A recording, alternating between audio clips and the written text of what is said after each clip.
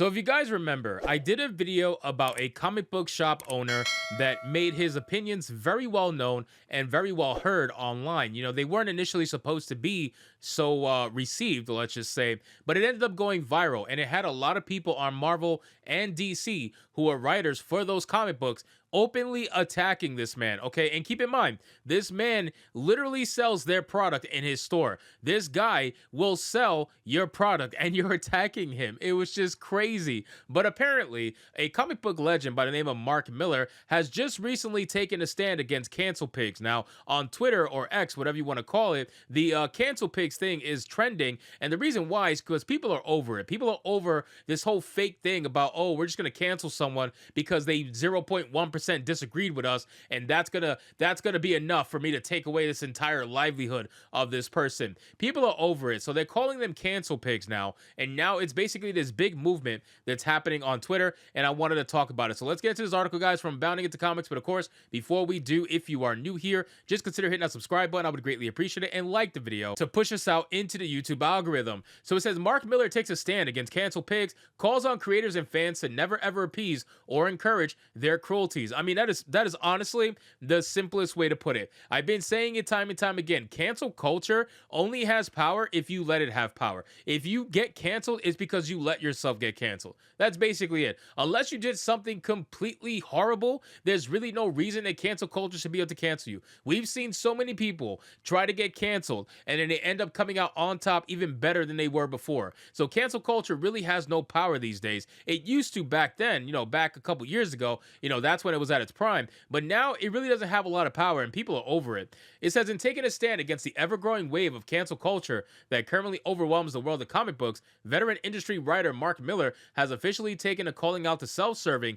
and dishonest behavior of the many fans and writers who would seek to ruin another's career over the slightest and often made up socio-political infractions, or as they have recently been termed, cancel pigs. I actually really like the term cancel pigs. I think we need to make that trend even harder. It says the Civil War stand against the cancel happy elements of his industry first began on December 6th following his hosting of the comic place store owner Glenn O'Leary on his personal Miller Time podcast to discuss the latest recent attacking by numerous comic book professionals over his opinion that writers nowadays, they don't care about who or what the character is anymore. Most of these new writers don't have a love for comics like these older writers had. All they care about is, how do I put myself in the book? Now, I mentioned that in my last video, and I'm telling you right now, that is honestly one of the best paragraphs I have ever read. It's one of the best statements I've ever read. It is literally everything that we talk about time and time again about modern day writers, and he said it to a T. Literally, he said all they care about is, how do I put myself in the book? That is just so on point, it's ridiculous. Sharing his interview with O'Leary to his personal Twitter account, Millar was met with a number of replies, some positive, some negative. Among those who commented on the discussion was Cyberfog creator Ethan Van Sciver, who praised his industry colleague. Terrific job, Mark, thank you. I feel like you might be the only one who can destroy this evil, he added.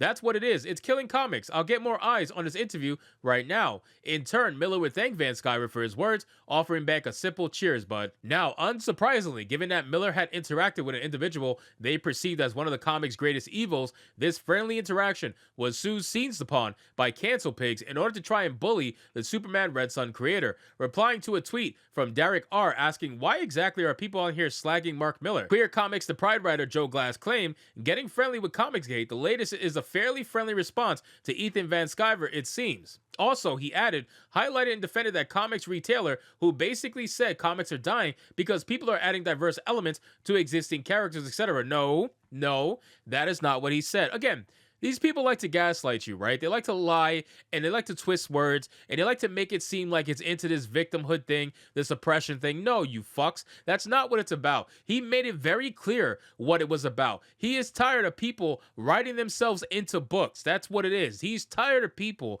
who are taking their own personal politics and making that the forefront of whatever story that they write, in whatever comic book that they write. They really are tired of it, and they're starting to see the effects on sales. You You guys are getting paid no matter what. Your little bullshit pay, your bullshit commissions that you get, you're getting paid no matter what. It doesn't matter whether the book sells or not to you. You're getting paid your little bit to write the book, and that's basically it. So you don't care about how the book does. You don't care whether or not it's successful or not. All you care is that the book has your name on it, tied to the message that you wrote in the book. Whatever socio-political message, whatever leftist liberal message you wanted to throw in there, Mr. Rainbow Emoji in your bio, that's what you care about. You don't care about the success of the book, and that's what the retailer was trying to say. You're not writing books that you're trying to actually care about whether they're successful or not. You're writing books that you want to see yourself in. That's the big difference, but you don't want to be honest. It says Daniel Colbin, the writer of Bands of Bards, American Dreams, likewise decried, surprise, surprise, M plays to the far-right culture warriors again by supporting the guy who just insulted his fellow comic book creators, just more of him turning into a far-right jerk. Yeah, it's always far-right. These people are so obsessed, bro, with politics, it's ridiculous. I think they go to bed at night literally praying to the LGBTQ flag. I think they say their allegiance, and they try to come up with ways that they can devote themselves even more to the cause. You know, their entire personality, their entire mindset is taken up by this. Like, they're so consumed by leftist ideology. It's insane. I can't believe how far people have just fallen to have to call everything you disagree with far right. Everything. Literally everything that they disagree with is far right. It doesn't matter what it is. It could be a liberal outlet saying something that they may not agree with, and oh, no, it's far right. In a follow-up tweet, Colbin further steams, so MM uses the store owner as a prop to feed red meat to reactionaries, gets kudos from CG widows, and enables attacks on his fellow comic creators, and I'm the bad guy for pointing that out? Absolutely. Absolutely. You suck. Daniel Colbin is writing comics. You suck. That's your problem. Noted industry influencer Lauren Refamous Cooper started a Twitter thread collecting some of the more abrasive anti-feminist agreements given to a previous assertion by Van Skyver when he argued that because most women don't know how to write comics for its primarily male audience, their rising numbers within the industry's writing roles ultimately led to the ongoing spike in retailers going out of business and shuttering their doors, and invited Miller to look through it and understand why people in the comic book industry and fans are bristling at the push to blame comic book shops on diversity of perspective from creators. Honestly, I can agree with that 100%. It's very clear that there has been a massive uptick in female writers, and it's not just in comic books. Let's be real. It's not just in comic books. It's in TV shows. It's in movies. It's in a lot of different things that are entertainment-based that require a writer. So women are everywhere, and they're purposely being hired for ESG scores. They're purposely being hired to push this fake diversity nonsense. But ever since there's been a massive uptick in female writers, they just don't seem to have the capacity to write actual good comic book stories. They're too busy pandering.